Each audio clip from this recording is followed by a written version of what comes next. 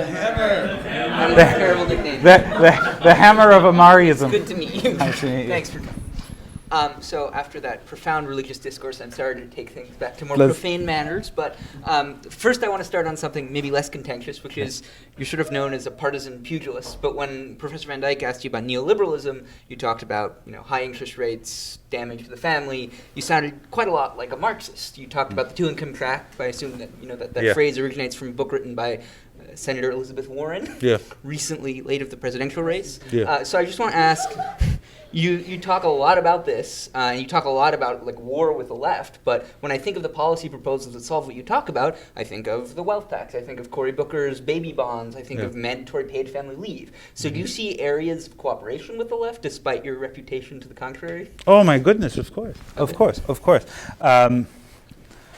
No, look. I mean, what the Dead Consensus folks, what we're promoting is a truly a kind of hybrid where we do find common cause with the left on precisely the things that you mentioned. On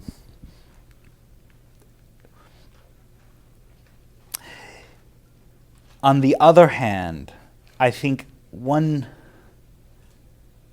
concern I have about the kind of full-on social democratic shift on the left is it geared towards the idea that the economy should serve people and that there is an end to human life that is its proper end, both natural human life and then a spiritual end, forget about the spiritual end, but at least a natural end where you should have families and so forth. Is that what they're pursuing, or just a more bloated welfare state to allow ever more people to just sort of maximize their autonomy, and just be able to, do whatever you want without a kind of vision of what is the end of a human life, what should you achieve in a human life? And I think that's where you would find disagreement, because we concede to them XYZ economic points because we have a moral vision, and I just wonder to what extent they would come along with us on that moral stuff. Okay, yeah, no, I think that's fair. I mean, certainly I can't speak for everyone on the left, but there's been a recent deluge of articles in places like The Atlantic, The New York Times, talking about what are essentially, in part, social conservative complaints, the decline of the family, collapse of the nuclear family, declining number of children, more loneliness, more depression, thousand social ills. And one of the key observations of people on the left who are having all these drastic new ideas in the economy is that these problems essentially don't exist among the rich, right? Among people who go to colleges, among people who are well off, they get married, they have kids, they have stable families, they participate in community organizations, perhaps not in the church, but perhaps in other civic groups and political activities. So to the extent that this problem is purely economic, it seems like you do have some agreement with the left. Yeah. Okay. All right. Well, that's a good, happy thing to start with. So then I want to move on to your famous David French argument, and I watched some of the YouTube videos. They were very compelling. I tended to think you did have some good points, which is your side essentially has lost every social battle of the last 50 years, right? Things that were once unthinkable are now commonplace. And I think you do have a point, which is to say, you can appoint however many judges you want. You can win however many elections you want. But as Professor Van Dyke said, religion in this country is unlikely to return to its previous place, right? Things that we have agreed on to accept as society are probably unlikely to become anathema again. So I guess the key question I want to ask is... Unless we win. Well, okay, but so what is winning?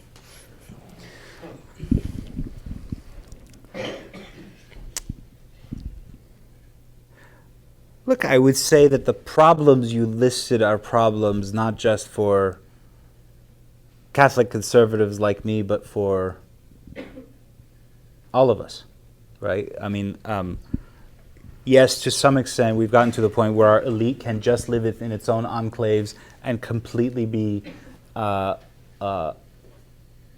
impervious to what's happening with marriage rates, with divorce rates, with fatherlessness rates, among people on the lower echelons. but ultimately, it touches them. You can't. At the end of the day, you can't separate a society to that degree, and we're bound up to the extent that we are a commonwealth, at least according to the minimal Augustinian definition. We're in this together in some ways, and you have to address the problem. And when I say winning, I mean that we shift to a totally different kind of, at least conservatism, the side of the debate that I have some say in, of which the current administration is only a kind of chaotic foretaste. Okay. And you can, but that you solidify the vision, you have a more thoughtful, non-erratic spokesman or woman for it. Is Hungary the model for that? Well, I mean, it depends on the,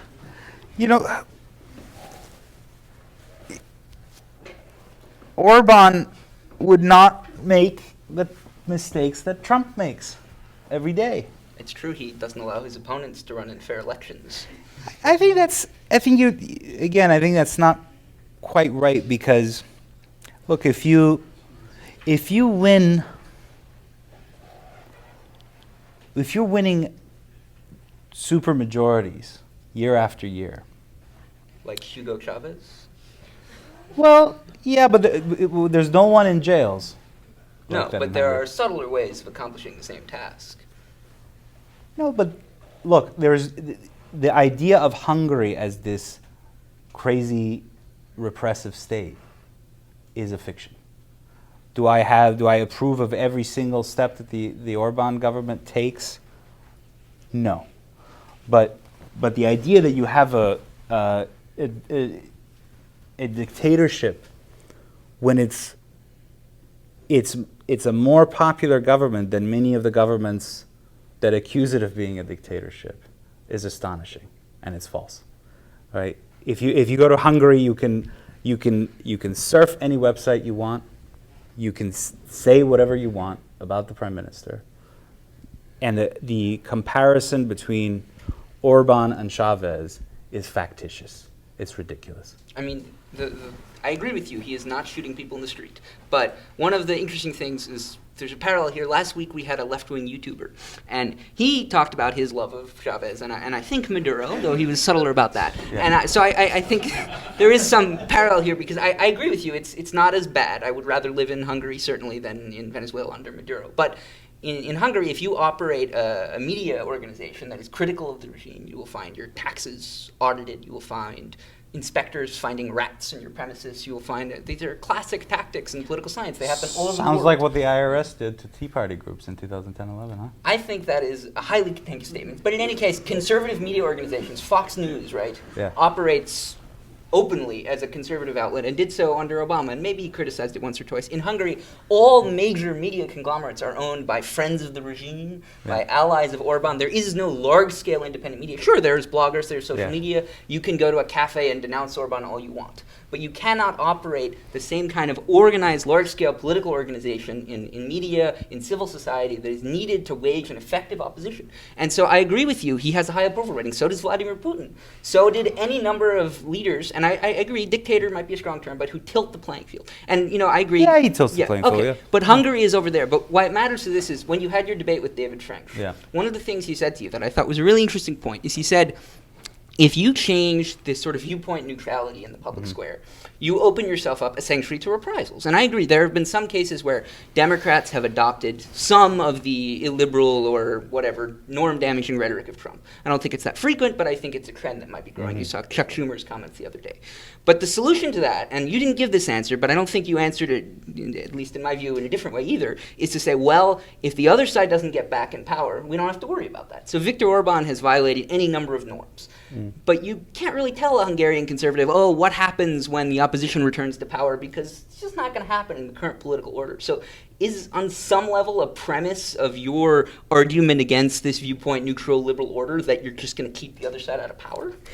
It's more that it's a tiresome thing to fight these procedural battles, which we often lose. Okay. Right? So I'm saying, look, let's play big. Yeah. Right? Like, let's play big and say, we have a vision for social order. And let's dispense with the fiction that culture is only downstream from politics. Everything we know about ancient history tells us that that's, and recent history, that that's not true. Yeah. In other words, one way you shape culture is by changing law. Fair enough. Right? So what's a law you'd like to change that affects culture downstream? Oh, any number of things. I mean, I don't want to. But the point, because I want to answer your first. I will give you examples, but I want to answer your first question fully. That the conservative movement for a long time has said, the best we can do is just fight little procedural battles, see what we can win, and to every complaint about how maybe we should do things differently, they've responded by saying, well, what if they get into power and do things to us? Yeah. And they are doing those things to us, right? I mean, speakers shut out of campuses and so on and so forth. I can give you the litany. So they are doing that to us. So what is this argument? Is saying, if we propose our vision and attempt to legislate it or attempt to kind of wage political combat, they'll do things to us. That's a stupid argument. They are doing things to us. So might as well fight on the battlefield that we have. They give you an example. I mean, things I would change. I mean, by the way, a lot of them would be ones where you and I would maybe find common ground. Maternity leave and so on and so forth, for sure. But I would certainly bring back, by the way, it's not a radical change, bring back the obscenity laws. None of them are, ever since this nation's founding, we've had robust obscenity laws. Yeah. Right? These are common law obscenity laws, they've always been there. There's no reason why we shouldn't be enforcing it on the internet. There's no reason my son is statistics say I'll do my damnedest to prevent it, but he is likely to encounter hardcore porn before he hits puberty. That's a really unhealthy civilization. There's something really wrong there. And it's only a kind of recent legal change, right, where the government decided that it's not going to enforce the same common law obscenity laws that have been on the books since colonial times. It's not going to enforce them. We're going to enforce them again. Okay, but so do you think the fight for obscenity laws, and I will be clear here, I have It's not for them because they're there. Okay, yes, for their enforcement. Yeah. I have absolutely no knowledge of the constitutional principles here, but it seems to me that if you seek to enforce obscenity laws, you can advance this as a public political movement, you could seek to put judges on courts that will enforce them. That does not seem to me... you would do it via the Department of Justice. Okay. Right. That does not seem to me something that requires a departure from the political order, like No, but David French said he wouldn't do it. Okay, well, fair enough. Right? I cannot speak for him. But you can pursue obscenity laws without damaging democracy. I think that's a quite clear thing. But you cannot do what Viktor Orban has done without damaging democracy. And so, when did I say we want to do what Viktor Orban well, you done? seem rather fond of him. But so the question is, the conservative movement and Trumpism and Ahmarism, is this what you call it, seems a lot less scary to me if it cares about obscenity laws, right, than if it cares about what it currently seems to care about, which is keeping the other side out of power by potentially any means necessary. Wait, what has the Trump administration done in that regard? I mean, any number of measures that are, again, sort of nascent visions Give me an of what example. Orban has done. Well, for example, the Voter Fraud Commission attempts to provide pretexts to suppress votes, which certainly is being done all over the country in any number of states. Attempts to use the recent impeachment Do you have to show ID to buy alcohol? Are you of age? I am. What's a more significant thing? Certainly voting or But there is Why no is it- evidence of voter fraud in any scale. There is, in fact, massive evidence of people But if denied there's the some rights of to it, vote. is it? Is it a crazy thing if there's some of it to try to root No, it out? I think there is a reasonable balance. That is not a Hang tilting on. of the field. That's just, There is a reasonable balance between those two visions. is Canada a horrible authoritarian regime? No, but Canada has countervailing measures that, for example, make it easier to get ID, right? Uh-huh. But, for example, closing polling places in minority communities, that is not something that can be I would justified. oppose that. Okay, well, Yeah. that's good. Well, I welcome your encouragement of some that the liberal Trump peaceful administration doing policies. No, I believe the Bush administration did it too. Certainly it's something that is allowed by the overturning of the Voting Rights Act. But in any case, we've gotten off topic a bit. But what I want to ask you basically is, I don't find obscenity law scary. I don't find much of your political agenda scary, even if, as I find Trump terrifying, because I see his type of politics as the same type of politics practiced by Orban and Erdogan and Maduro and Putin. And so what I want to ask really is, what do you, your faction of the Republican Party supports Trump right now, and in many ways it could end him. Religious support for Trump is a core base of his support. It won in the 2016 election. If he wins re-election, it will win him the 2020 election. And let's say, hypothetically, I am the Democratic Party, and I'm coming to you and I'm saying Donald Trump is unacceptable to this political order. But I think there are areas for common ground. We have family leave policies, say baby bonds, whatever. What do you want to abandon Trumpism? What is it that would make you abandon this sort of procedural assault on parts of our political system? I mean, I don't accept the premise that what I do see is an administration that was elected fair and square, and a bureaucracy, a permanent bureaucracy, and an opposition that has tried every procedural trick to subvert the duly sort of expressed will of the people at the ballot box. So I don't share the premise that we've gone through a period in which there's been this kind of tilting that you talk about. If anything, we've had an administration that has been far, contrary to my own fears in circa 2015-16, has been hemmed in. It's been hemmed in by the permanent bureaucracy. It's been hemmed in by some of the president's own idiotic moves. It's been hemmed in by all sorts of things. Yeah. And would you say the media hasn't been aggressive the past 3 years? Has it been media has muzzled? certainly been very There's been aggressive. certain things. So we don't have a kind. We're I think on the whole we're playing fair and square. So the only thing is, what do we do with this power?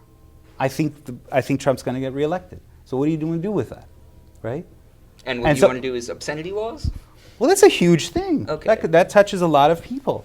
It's just one example, but I think it's a very pertinent one, because the only reason is the Supreme Court handed down a decision. Actually, it was, by the way, it was pornographers versus, actually, I think it was the ACLU versus the Clinton administration.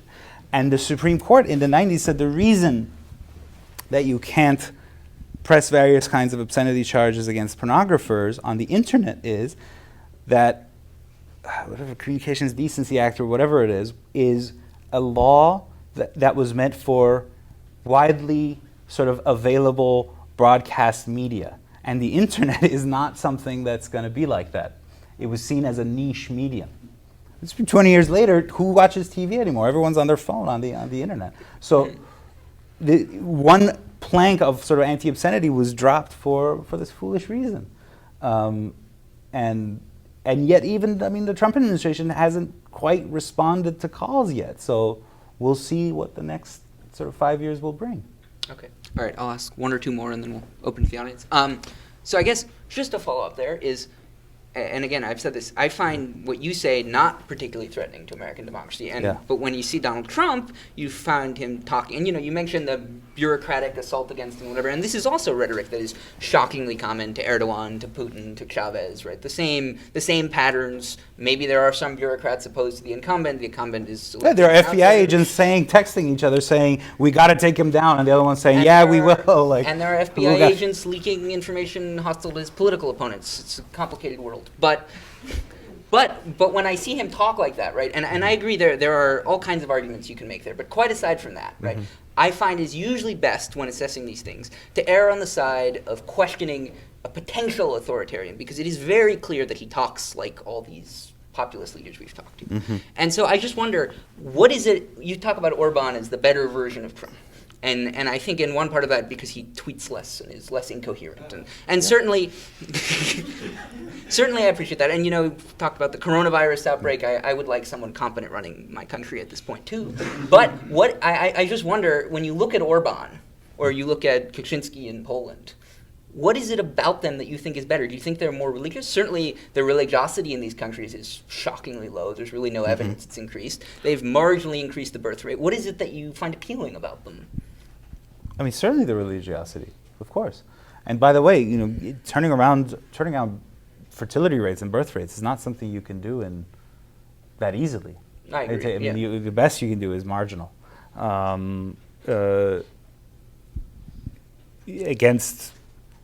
have to get into, because these countries are complicated, and we're talking about them in this sort of sweeping generalizations. But having gone through a century of catastrophes in both their cases, religiosity might take a while to recover and for their identities to come back. But look, I think the idea that political community as such exists to serve the good of a family and then of a people, right, is not a crazy thing.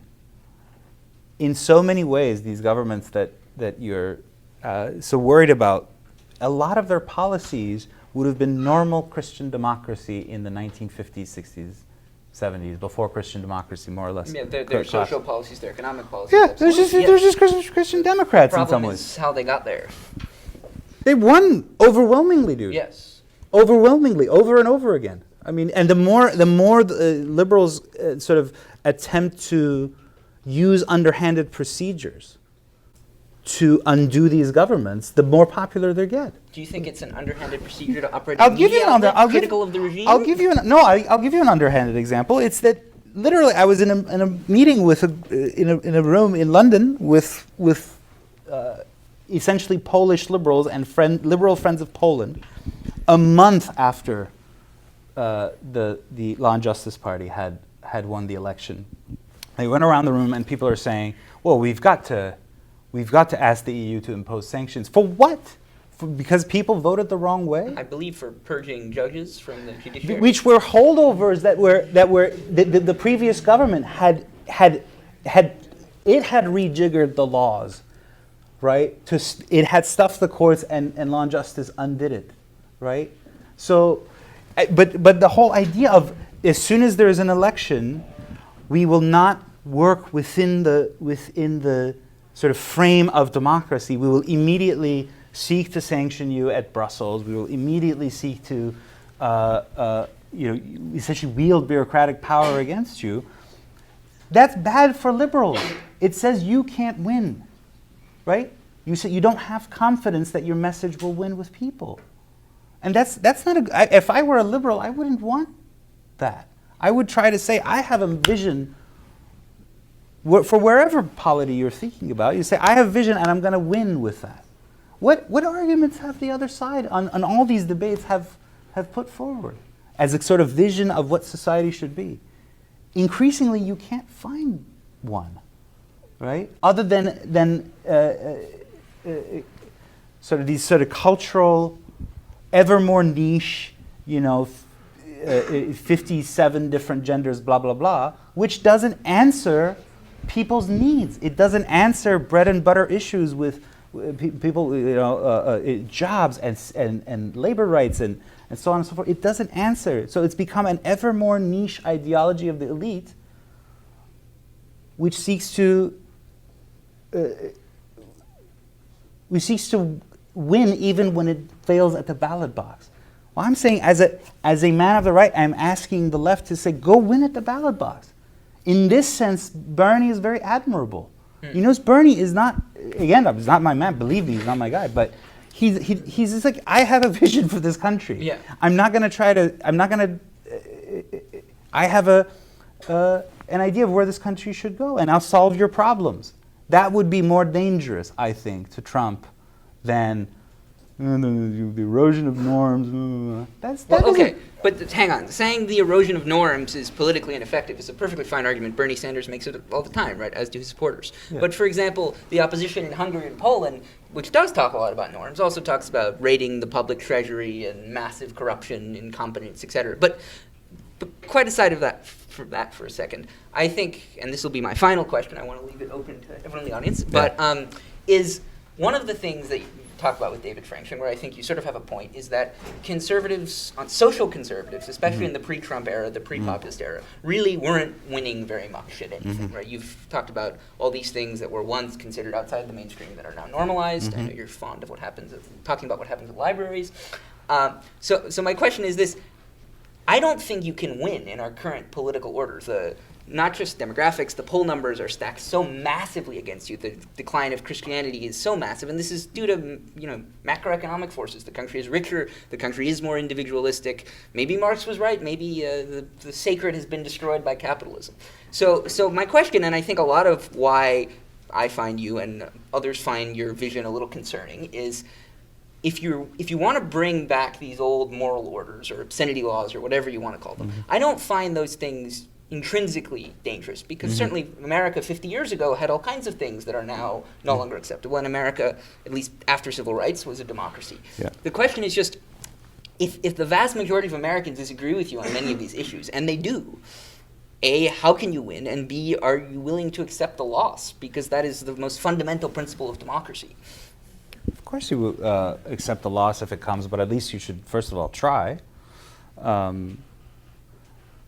And second of all, I would say, again, the idea that we wouldn't win on these issues is premised on the idea that culture is one thing and it's going in one direction and politics is another.